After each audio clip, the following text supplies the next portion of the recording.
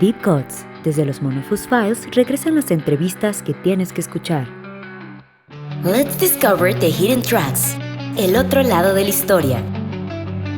Esto es Side B, un podcast original de MonoFuzz Magazine, donde Pau y Barbie te llevan a descubrir el lado oculto de la música y de sus protagonistas, con charlas divertidas y sin filtros para conocer la historia, curiosidades, spoilers y mucho más de las personalidades de la industria de la música. MonoFuzz Files, Deep Cuts, Simone Simons, de Epica, 2024. Hello. Hello. Hello. Well, today we have the extraordinary privilege of talking with the talented voice behind an amazing Dutch symphonic metal band called Epica. Hailing from Limburg, Netherlands, this dynamic group has been making waves in the music scene for more than 2 decades now, with their passionate, addictive, and deep sound. Welcome, Simone Simons. We are Pau and I'm Barbie, and we're so glad to have you here. Thanks for having me. Hi, Simone. I'm Pau. Nice to meet you. Nice to meet Today we will dive deep into the band's creative process, their latest releases, and their experiences on the road. We will also explore the challenges they overcome, the milestones they achieve, and their vision for the future. Cool. So, Simone, you're a very talented woman. You're a wonderful singer, songwriter, musician, and so much more, of course. Also, your influence has been encouraged many young ladies to become part of the music just for you. But before that became the voice of Epica, being very young, actually. At what age did you start with the music, and did you become interested in singing?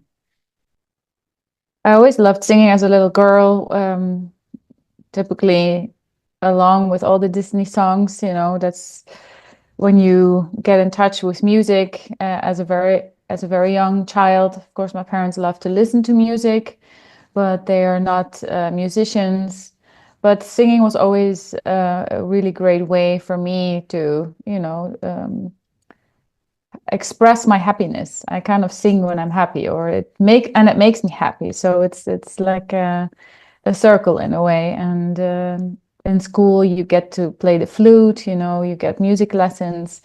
And then my first music teacher in primary school told me that she liked my voice, and she kind of gave me the push to start getting singing lessons. And that was a big thing for me, to get a compliment from an adult as a small child.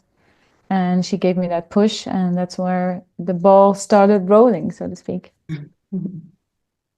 And with a long musical career and a visual passion for music, can you tell us who have been your greatest musical influences through your life and your career?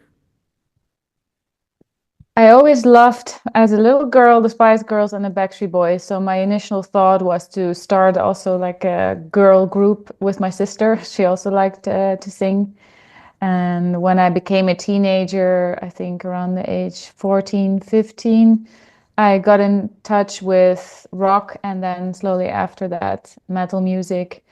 And when I first heard the combination of really brutal guitar riffs together with a beautiful female voice, that really got me thinking, okay, maybe I can switch singing lessons, like normal pop singing lessons, to classical singing, because that really intrigued me a lot. And there have been many bands that have inspired me, starting from Garbage, Radiohead, and going into Cradle of Filth, Tristania, and then Nightwish, After Forever, Within Temptation. I really became fond of metal bands with a female singer, and also the combination of classical vocals.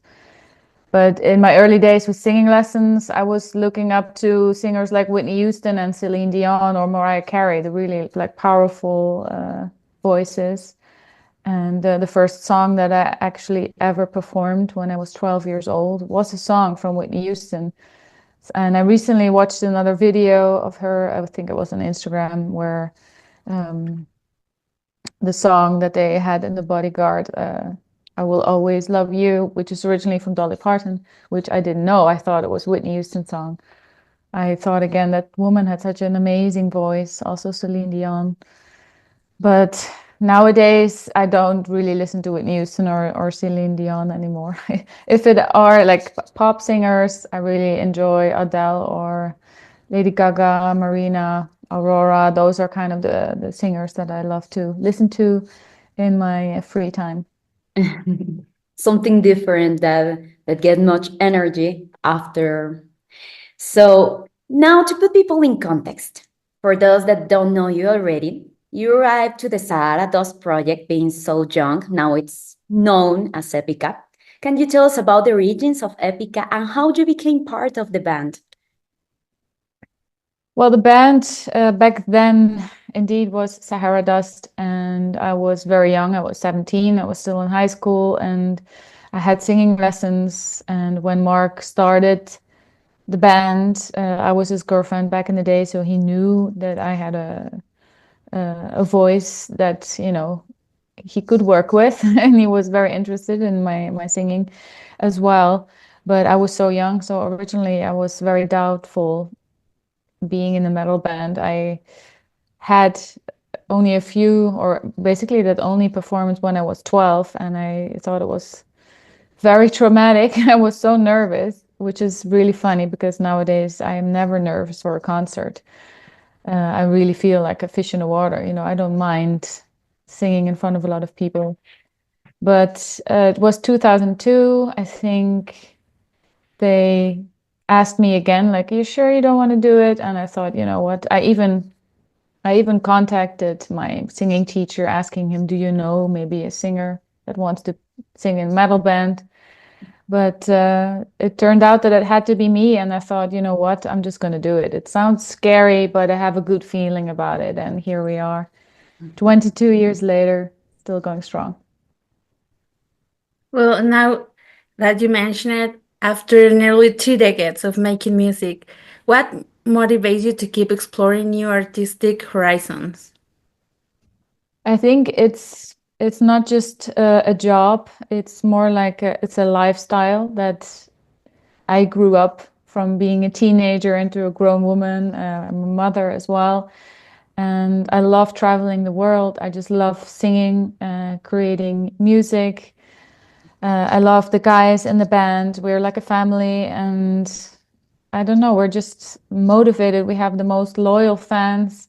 It's very supportive, and we still feel that we can achieve much more with our music, with our career, and it's just so much fun. I guess the passion for music keeps me and keeps the guys going, and we finished a new Epica album. We already released one single, Arcana, and there's more to come soon.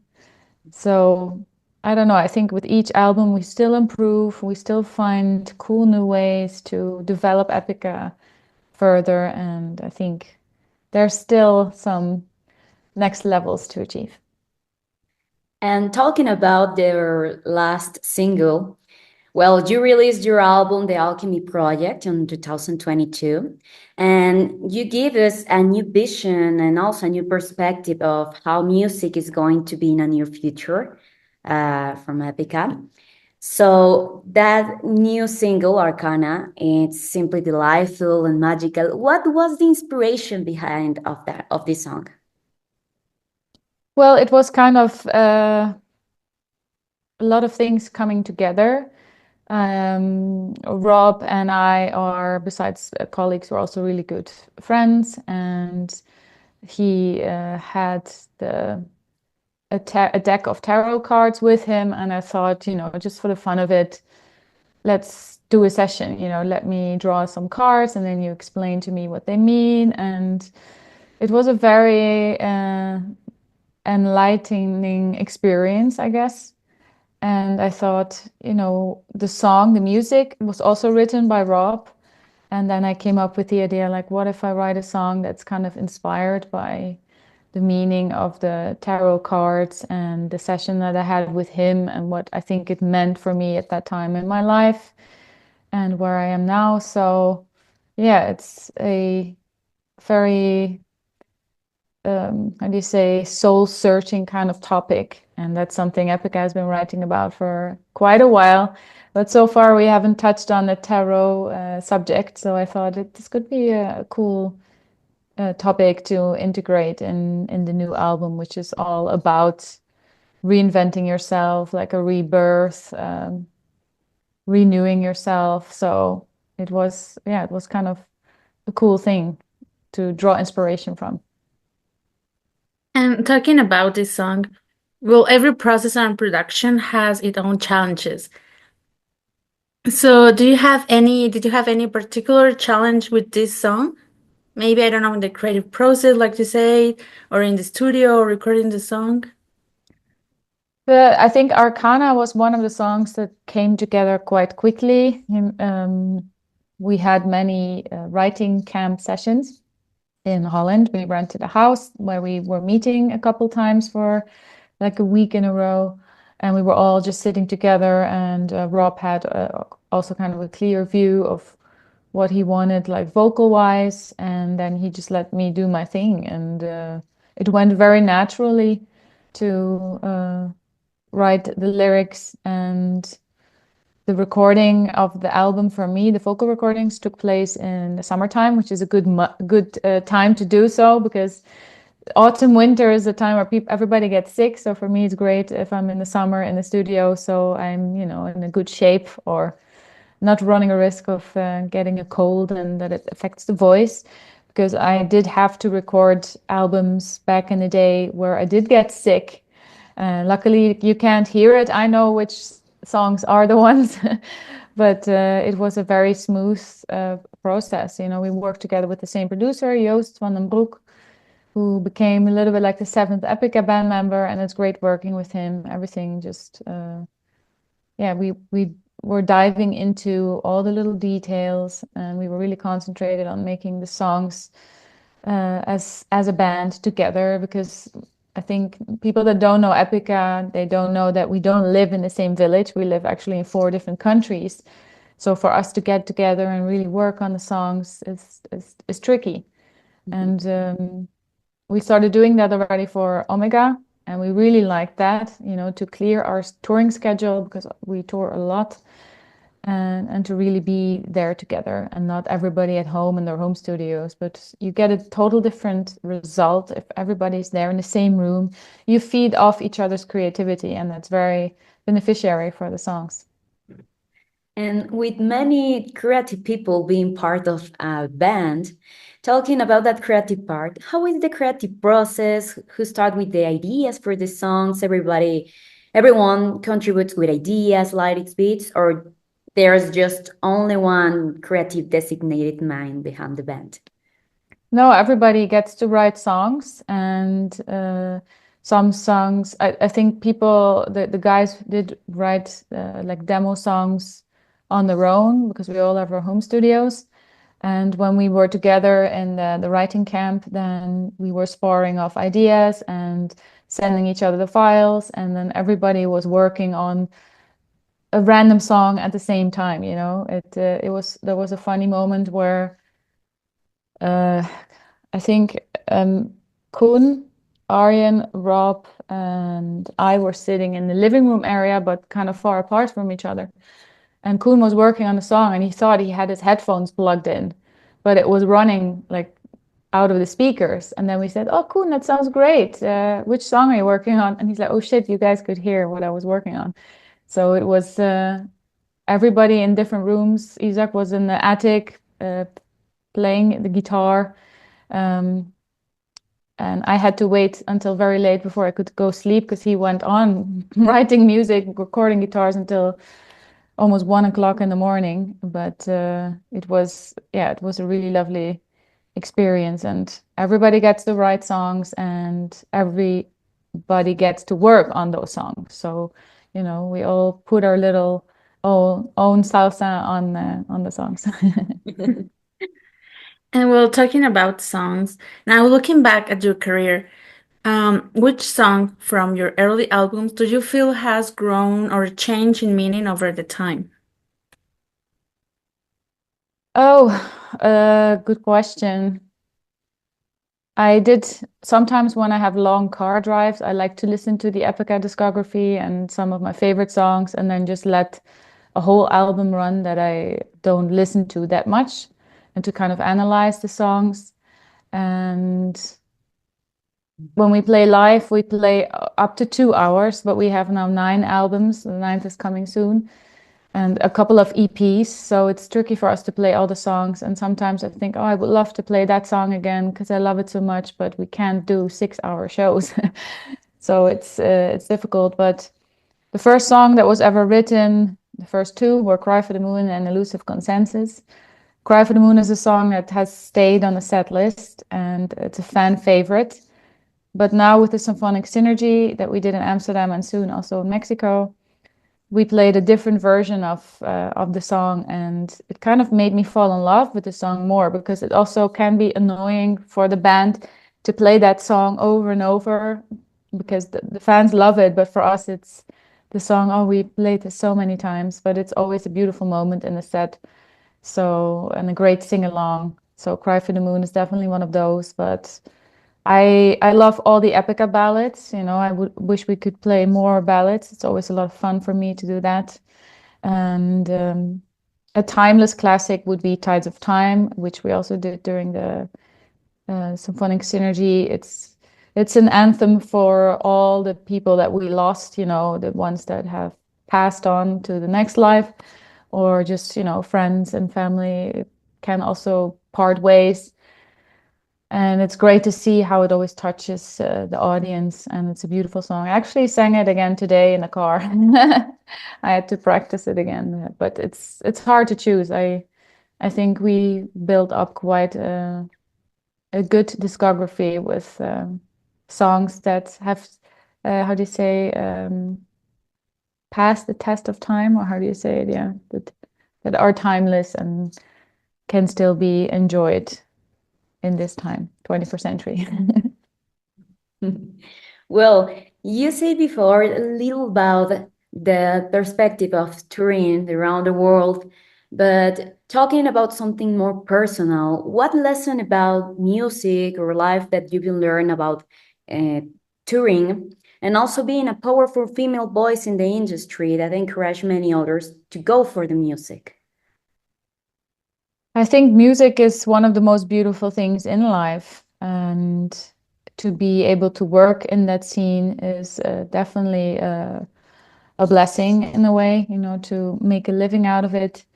And it's very therapeutic to listen to music, but also to write music and to put your thoughts and emotions and life experience into music. And the tiny little idea that you have in your head, a melody, becomes reality, and other people start singing that too, the lyrics, the melodies. And that's just very beautiful. And I have my own favorite Epica songs. I have my own favorite bands I listen to that give me strength, you know, that are like therapy in a way.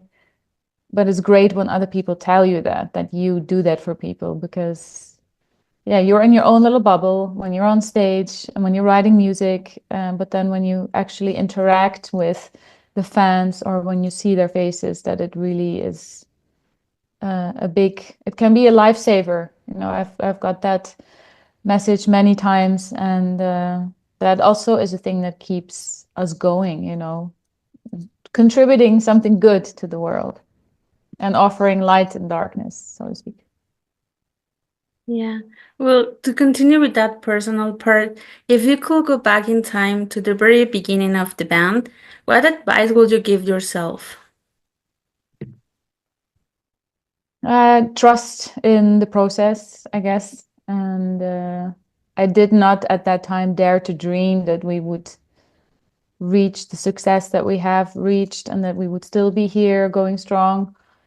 I've seen a lot of the world, the pros and cons of being in the music, and I guess in the times where it was very challenging or a struggle for me because I had many health issues, that you know, that music is always there for you and will support you and keep you going, that you just need to trust in your gut feeling. And that's a little bit what I went how I made many decisions in my life, how I chose which path to go, because I just had a feeling that it was meant to be, that I have to do this or that, and that music will guide me as I go through life, and music will always be there with me. I don't think I will ever retire, unless I really lose my voice one day, but I plan to sing until I'm in the grave. So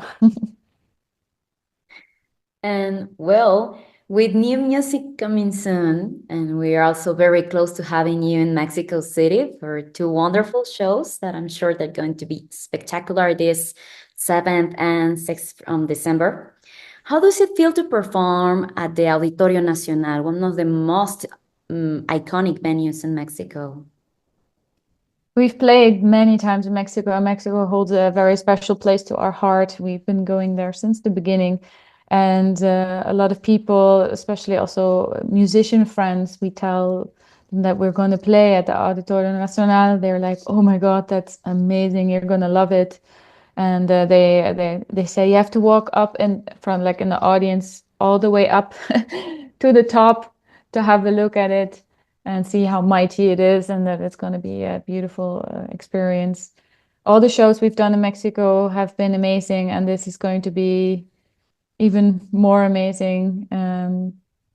I will expect the audience to sing so loud that I will probably have difficulties hearing myself, but I'm looking forward to it, to have everybody included, and I'm sure it's going to be great energy, great vibe. Mexican music lovers know how to have a good time, and they've always been very welcoming to us. And I'm looking forward to eat Mexican food again as well. It's one of my favorites. Well, we know the experience is going to be mind-blowing, but with all these elements that you are adding to these shows, can you tell us a little bit more what inspired the decision to include an orchestra and a choir? Well, in a way, that's how Epica should sound, or that it does sound, like we're a symphonic metal band, and the choir and the orchestra play a big part in our music. And we've done only a couple shows with choir and orchestra, and it's a great operation organization to get everything together. And I wish we could always do shows like this, because it's amazing. I'm always a little bit like overwhelmed by all the musicians around me and the choir and everybody working together, creating the sound live at that very moment. But it's a difficult thing to organize. Otherwise, we would have done it more often. And of course, there's a big price tag attached to shows like that. But the times we've done that with choir and orchestra were one of my favorite shows ever. So I was very happy that after we finished Epica number 9, that we took on this project, which was a big project to do. And some of the band members had a bigger part in the preparation of it, also the writing of the script. And Jens was also involved. He's the creative director. And I think from all the shows we've done with choir and orchestra, these are really the biggest ones, like also visually, with a whole show and choreography. And yeah, it's going to be amazing. I can't wait to do it again in Mexico and enjoy it, because the first 2 symphonic synergy shows, they were very new in a way, and now we have a little bit of routine. So that means we can let go a little bit more, because it's the songs. We played some new songs and old songs in a new version, which is a total mindfuck, because you really have to stay focused. And if you've done it a couple times, then you can enjoy it a little more and trust that your brain will remember. Now, I know the fans are going to be counting the days, waiting patiently. So we'll have spoilers. So can you give us a sneak peek of any surprise in the set list for this show, or maybe any guest?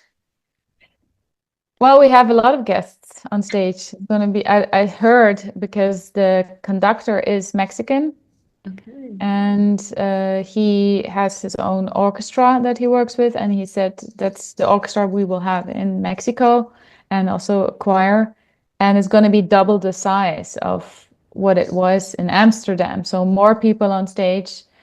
It's going to get very cozy, I guess.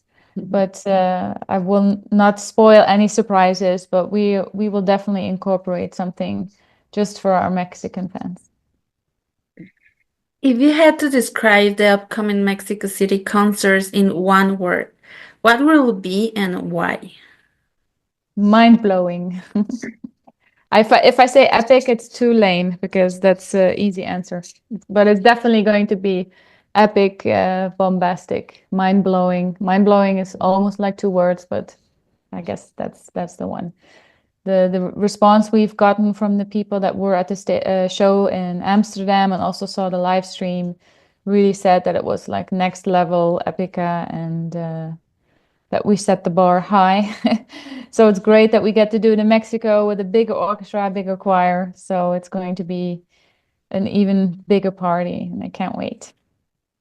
And talking about that response, what do you think makes your music resonate with fans in that such dynamic and emotional way, especially in live settings? I think that Epica we're a great studio band, but our music really comes alive when we are playing the music live. And the choir and orchestra take a big part in our music, but having them there physically now, really everything just makes sense. You know, it comes across more powerful, more mighty, and I think people just love our music that is very diverse. You know, we have really heavy songs, but then beautiful ballads and very like a large dynamic within our songs, catchy melodies, people can sing along, and yeah, just the melodies and the lyrics resonate with a lot of metalheads. I'm happy because of that.